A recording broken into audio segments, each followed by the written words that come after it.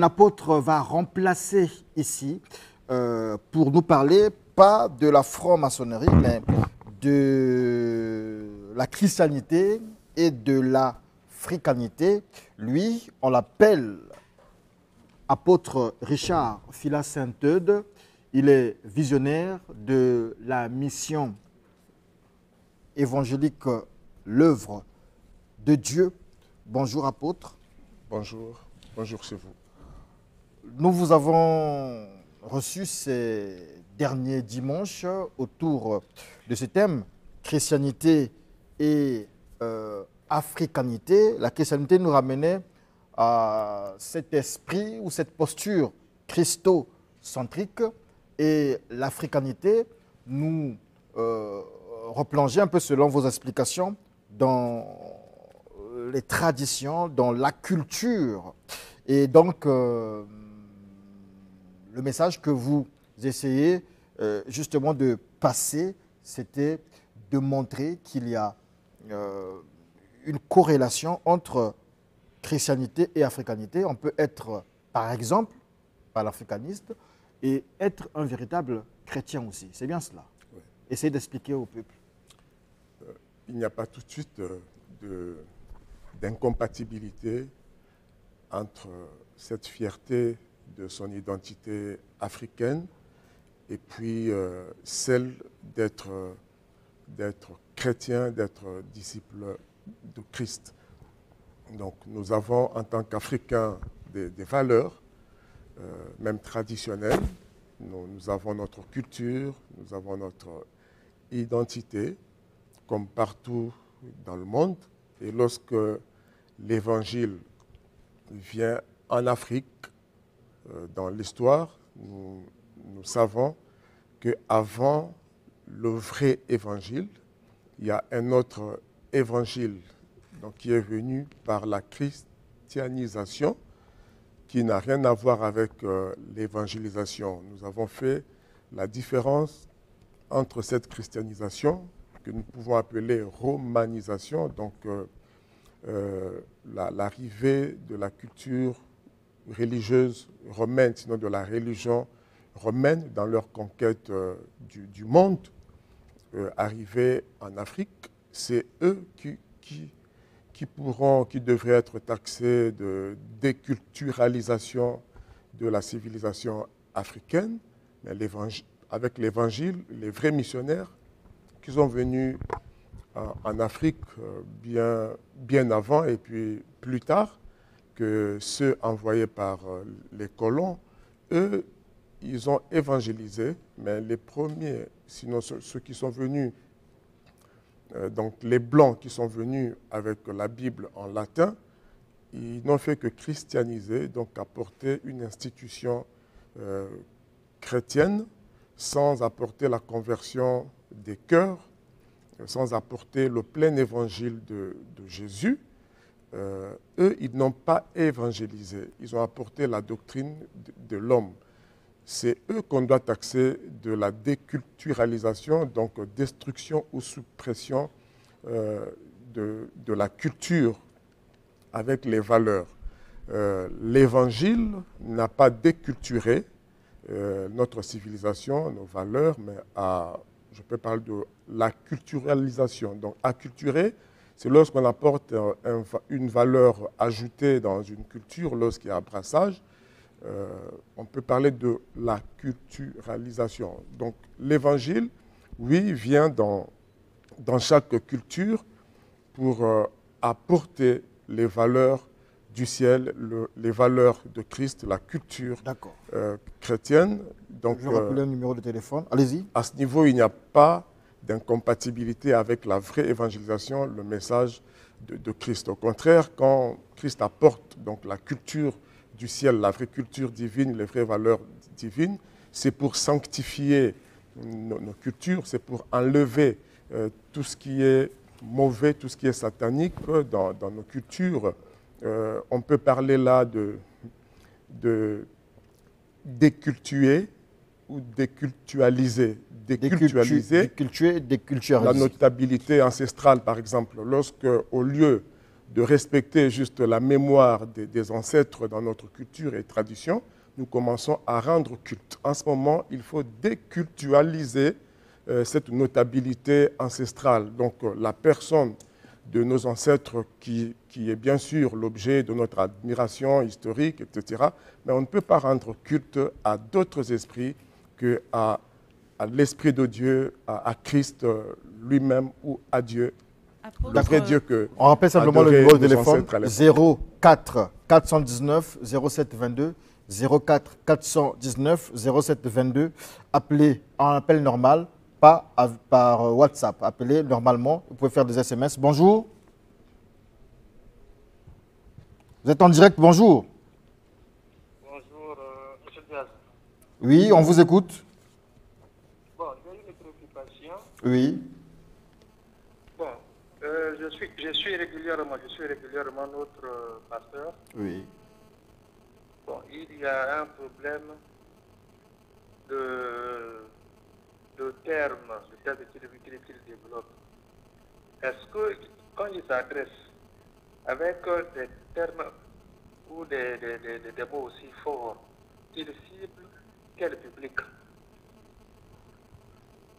C'est l'éternelle question qui revient. Apôtre, une réponse à notre téléspectateur. Lorsqu'on présente un mot, après on explique. C'est à un niveau trop élevé. Est-ce que l'enfant qui a au CP2, qui est en 6e, peut vraiment comprendre le terme qu'il développe? D'accord. Merci beaucoup, cher téléspectateur. Vous parlez comme un académicien. Bon, je parle avec mes mots, avec ma structure mentale et tout. Voilà. Chacun reste ce qu'il est. Et puis, c'est une question de style et de forme.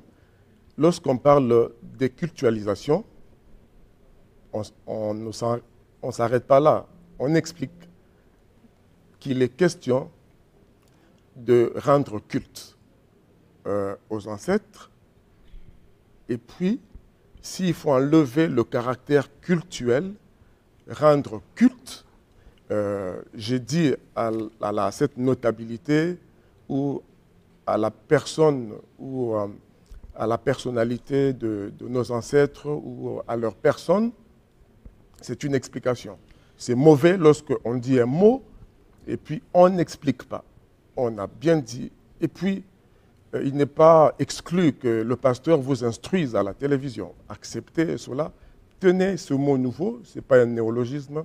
Décultualiser, ça veut dire enlever le caractère cultuel dans le respect de nos ancêtres. Donc, lorsqu'il y a un mot soutenu, il y a une explication.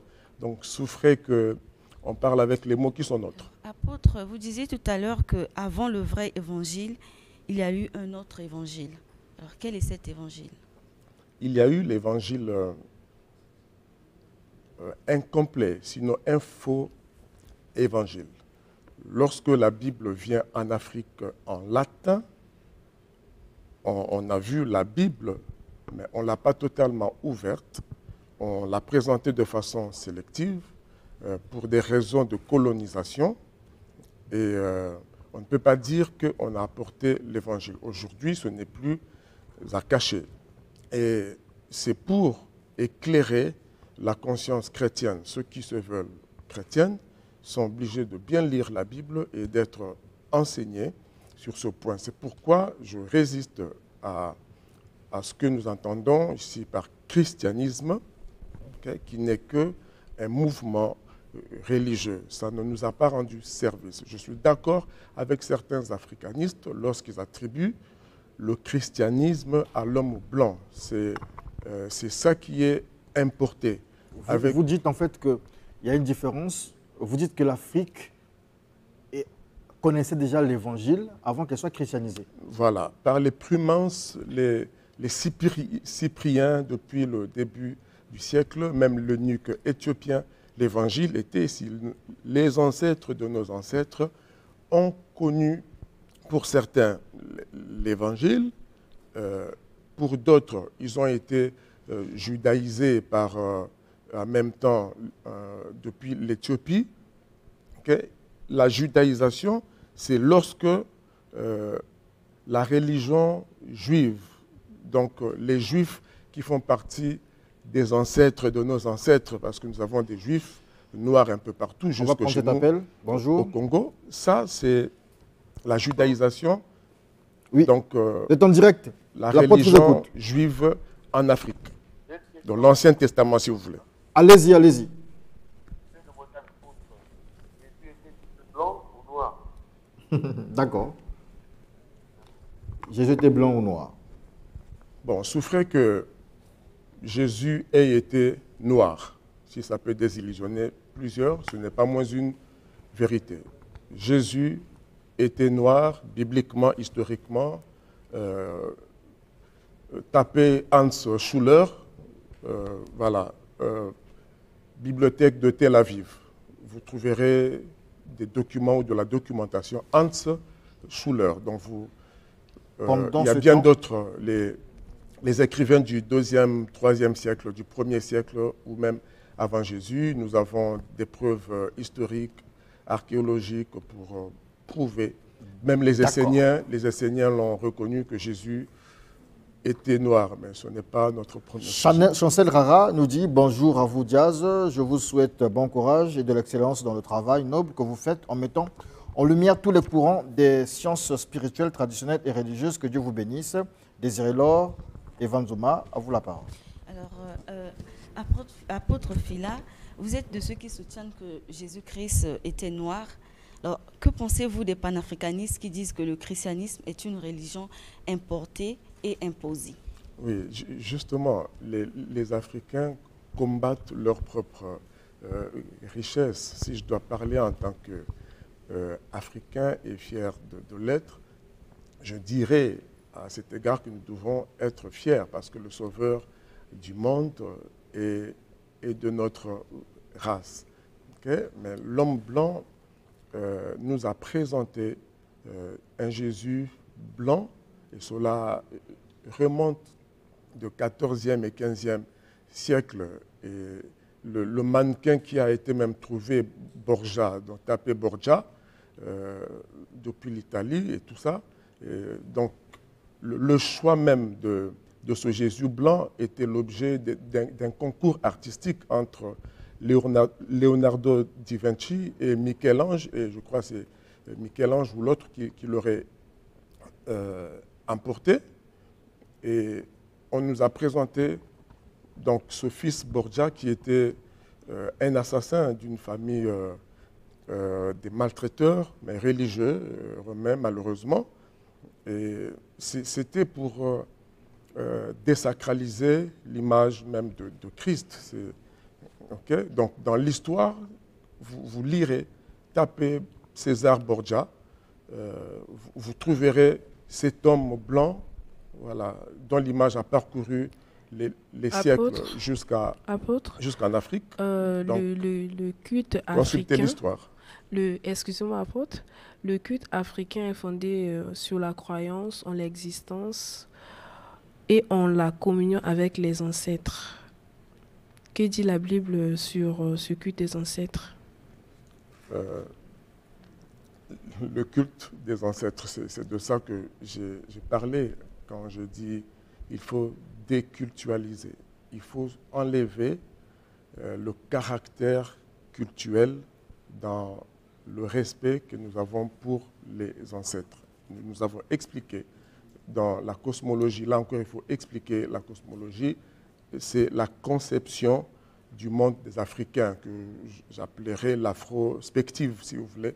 Encore là, ça veut dire la perspection, la conception africaine du monde.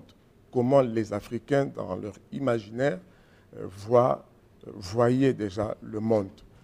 Nous avons expliqué que c'était le sort de toute l'humanité lorsque Adam et Ève se sont séparés de Dieu. Ils sont restés avec cette soif d'adorer. Et n'ayant pas trouvé l'objet de leur adoration, ils ont adoré la créature, ils ont adoré les hommes, ils ont adoré les astres, etc. Et jusqu'à nos ancêtres donc, africains, à l'époque, toute l'humanité, donc jusqu'à aujourd'hui pour certains, était dans la même situation. Maintenant, ils savent d'histoire et d'instinct que l'homme est séparé de Dieu. Personne ne peut atteindre Dieu qui habite une lumière inaccessible. À défaut d'atteindre Dieu, ils ont trouvé donc des intermédiaires. Et même dans notre culture bantou, nos ancêtres respectent cette hiérarchie. Ils ont le Dieu inconnu, invisible, qu'ils ne peuvent pas atteindre à cause des transgressions. Il y a des histoires vraiment incroyables lorsque vous consultez certains livres. Donc pourquoi l'homme ne peut pas atteindre Dieu?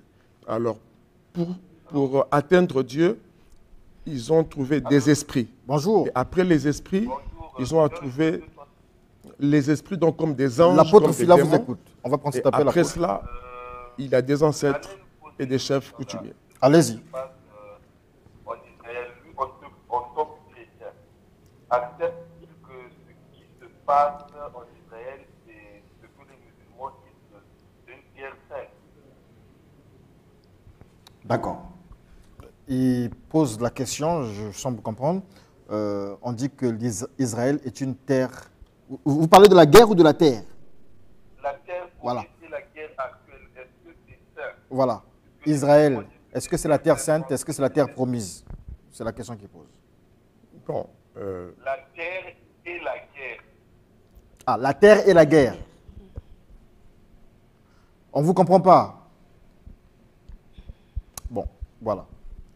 bon, je finis avec ça. Oui, apôtre, j'aimerais savoir parce que de nos jours, il y a une tendance langagère qui se répand de plus en plus dans nos églises. Lorsque le chrétien prie ou invoque Dieu, il fait appel au Dieu de son pasteur, par exemple. J'aimerais savoir, il y a un seul Dieu qui existe. Comment ça se fait-il qu'il prie, il croit au Dieu de son pasteur? Il se peut que ce pasteur-là ne soit pas dans la voie de Dieu, il Bon, se ça, cache derrière la Bible. C'est juste C'est pas... Une tendance aussi culturelle, apparemment. Non, il faut éviter même dans l'Église le culte de personnalité. Le pasteur ne peut pas prendre la place de Dieu, mais je comprends son langage. Lorsqu'on en appelle au Dieu d'un serviteur de Dieu, donc on fait allusion au Dieu qu'il a appelé, au Dieu qui a agi dans sa vie, au Dieu dont cet homme tient son alliance, le Dieu qui a opéré des miracles dans sa vie. En réalité, c'est aussi mon Dieu, mais ce n'est pas un autre Dieu que le même. Donc, on fait allusion au souvenir, au témoignage, à l'alliance et aux bonnes œuvres, à la puissance manifestée par l'alliance que cet homme a avec Dieu. Donc le Dieu d'Abraham n'est pas un autre que le Dieu que moi je sers. Donc je peux appeler le Dieu d'Abraham. Au-delà de la Bible, c'est le Dieu de tous les serviteurs. Donc c'est pour des raisons juste de souvenir, mais ça n'a rien à voir. Moi, il y a des personnes Donc, qui ont... c'est possible que je puisse, à l'heure de mes requêtes de prière, de prier en disant que le Dieu de l'apôtre Phila, ce n'est pas un péché. Vous êtes en train d'invoquer Dieu en faisant allusion à la manière dont il s'est révélé à l'apôtre Phila. Ce n'est pas l'adoration d'un autre Dieu ou l'adoration du pasteur Phila. Bonjour. En réalité, ce n'est pas mauvais en soi, c'est l'interprétation. L'apôtre Phila vous écoute. Bien, merci. Alors, d'abord, merci et salut à tout le plateau. Je voulais savoir si l'apôtre peut nous expliquer l'origine de la Bible. À quel moment on a décidé de concevoir la Bible? Et ensuite, pourquoi il y a des Bibles qui contiennent certains livres et d'autres ne contiennent pas des livres, certains livres ont été écartés de certaines Bibles. Et enfin, je voulais savoir, avant l'arrivée de la Bible, est-ce que les Africains connaissaient Dieu et servaient Dieu, c'est-à-dire le vrai Dieu, avant que les Blancs ne viennent avec la Bible et la chrétienté entre griffes pour nous enseigner comment rentrer en contact avec Dieu, comment prier, comment servir Dieu. Merci beaucoup. Nous aimons bien votre accent, l'accent d'un prêtre. Bon, on peut sentir que la question ne sort pas de nulle part. Voilà, ça peut prendre du temps. La constitution ou la canonisation des Saintes Écritures, c'est toute une histoire avec les massorettes. Et cette sélection peut être objet à controverse et tout. Mais j'en viens au deuxième aspect ou à la deuxième question surtout. Un type de Bible avec des livres retranchés ou voilà. Ouais, bon. Prenons le deuxième volet, comment les ancêtres, avant l'arrivée des colons, avant l'arrivée des Bibles, de la Bible, comment ils ont servi Dieu. Je peux dire oui, ils ont connu le Dieu d'Abraham, d'Isaac et de Jacob depuis l'Égypte, avant que l'Égypte soit ce qu'elle est. La parole de Dieu, la loi de Dieu, le nom de Dieu était déjà ici, en Afrique, sous autre forme, même par la tradition orale. Nous avons la culture juive, même chez nous en Afrique, nous la tenons de la connaissance que nos ancêtres ou les ancêtres de nos ancêtres ont connue. Et la parole de Dieu, même sans les manuscrits, sans la Bible, a été transmise. Ça se trouve dans nos valeurs, même africaines, quelque part. Maintenant, ce que l'homme blanc a apporté avec la Bible est venu par justement la christianisation dont j'ai parlé, ce que la religion romaine a apporté. Mais avant cela, dans nos traditions même, il y a des valeurs de la culture religieuse juive, même sans la Bible. Quand je dis juif, et ceux qui ont apporté la christianisation, le christianisme, et ceux qui ont apporté le judaïsme par l'exode qu'il y a eu jusqu'en Afrique centrale, ça se trouve dans nos cultures, mais de façon cachée. Les deux ont besoin, quoi qu'il en soit, de la vraie évangélisation que les apôtres de Christ ont transmise et certains pères ont apporté plus tard, que ce soit en Éthiopie, que ce soit en Afrique centrale. Les ancêtres ont eu des valeurs comme le monothéisme. Ils savaient qu'il y a un seul Dieu. Ils connaissaient ce Dieu. Mais ils n'ont pas reçu l'évangile de Christ. Dieu savait que dans les derniers temps qui commencent depuis Actes des Apôtres, quand le Saint-Esprit est descendu, Dieu savait que les gens ont hérité la loi de l'Ancien Testament. Ils ont connu le judaïsme, mais ils n'ont pas connu la vérité et la grâce. Déjà que lorsque nous recevons juste le judaïsme, donc la religion juive, on n'est pas encore sauvé. On n'est pas sauvé parce que Paul était un juif. Quand Jésus se révèle à lui, il lui dit que je me révèle à toi pour te donner la mission d'apporter l'évangile jusqu'aux extrémités de la terre. Nous sommes à la fin de Donc, cet entretien. autant les ancêtres, autant les religieux, tout le monde a besoin du message de Jésus-Christ.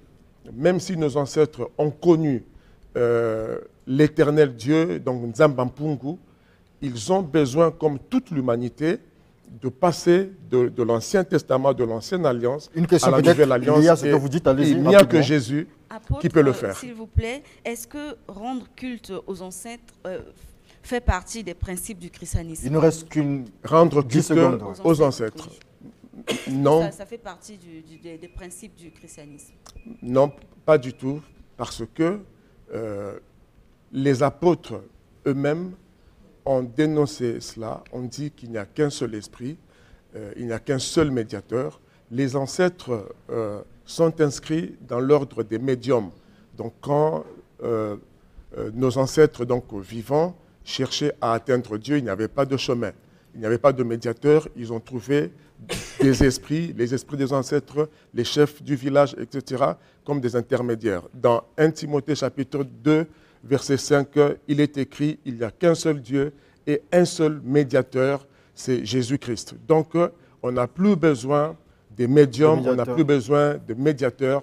Si vous voulez atteindre Dieu, un seul médiateur suffit, et c'est Jésus-Christ qui en a donné des preuves en ressuscitant d'entre les morts et en étant vivant jusqu'aujourd'hui. Les preuves sont là. Nos remerciements pour cet entretien bien animé, voilà, avec beaucoup d'enseignements. Apôtre Richard Fila, Sainte-Eude, un numéro de téléphone 06 903 51 14. Merci beaucoup. La suite, c'est avec le docteur Renaud Boris Mbota, serviteur d'Elohim, qui nous parle de l'échec d'une prophétie et ses conséquences. Voilà, il s'agit des prophéties de Branham, apparemment.